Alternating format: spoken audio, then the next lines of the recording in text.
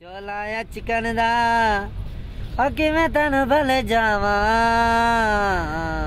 تمہیں بیلے بچ۔ راوی کے کنارے برسا برسے آباد یہ لوگ خود کو دریا کے بیٹے کہتے ہیں، لیکن حالیہ کچھ عرصے سے ان کی زندگی کا ضامن راوی ان سے روٹھ گیا ہے۔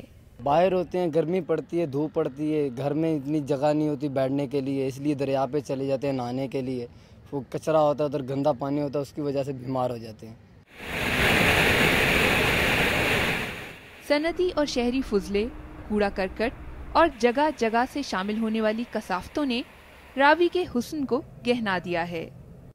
ماہرین کے مطابق راوی نہ صرف پاکستان کا سب سے آلودہ دریا ہے، بلکہ یہ دریائے سندھ کی 50% آلودگی کا سبب بھی بن رہا ہے۔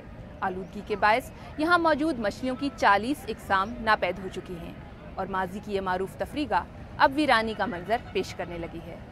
WWF اور دوسرے ماحولیاتی اداروں کے انہی اعداد و شمار کو سامنے رکھتے ہوئے لاہور ہائی کورٹ کے گرین بینچ نے راوی میں آلودگی کے اسباب کے تعین کے لیے کمیشن تشکیل دیا ہے۔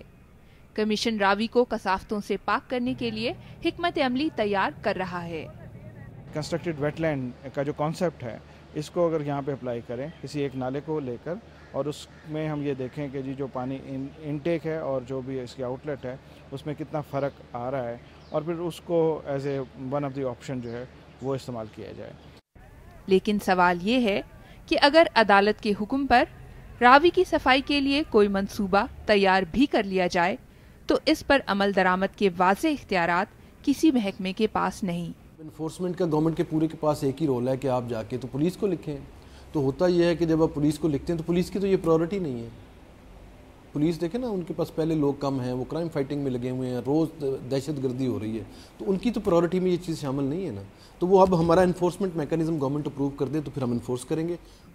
WWF کے سینئر ڈائریکٹر ڈاکٹر اعجاز کے مطابق راوی کی آلودگی کا بڑا سبب بھارت سے آنے والا ہڈیارہ نالا ہے۔ یہ نالا جب راوی میں گرتا ہے تو اس میں بھارت کے ساتھ لاہور اور اس کے گرد و نواح کی صنعتوں کا زہریلا مواد بھی شامل ہوتا ہے۔ شمائلہ جعفری، BBC، لاہور۔